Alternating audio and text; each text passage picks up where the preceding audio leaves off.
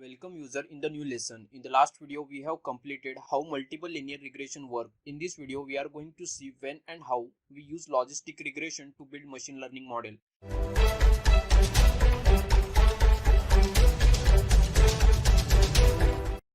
When output label of the data is categorical or discrete with factor level of 2, we use logistic regression for the analysis. So basically logistic regression will classify data into 0 and 1 label. So we can consider logistic regression under the classification problem. So let us start and discuss more about the logistic regression. In logistic regression, we don't predict labels by creating equation, but we predict labels based on the probability of the event.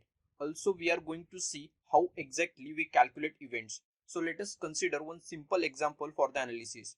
Over here you can see the table. In the table, data has gender as the output label and remaining columns are the input features. We can assign male to 1 and female to 0.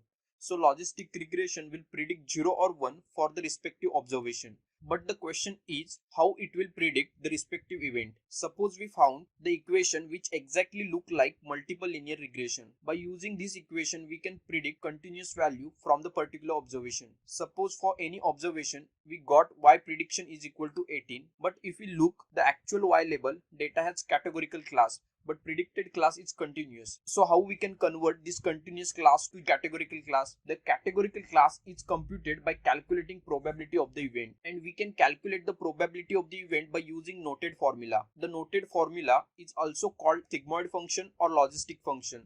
Suppose I got probability value is more than 0.50.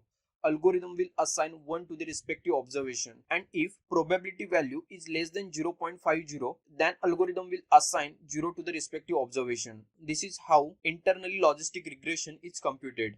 This is all about the logistic regression. This will end our video. In the next video we are going to implement logistic regression in the MATLAB. Thank you for watching this video. Do like this video if you found it helpful. If you have any queries, post them in the comments and get in touch with us. Follow us on LinkedIn, Facebook and subscribe to our YouTube channel. Education is our future. MATLAB is our future. Happy MATLABing.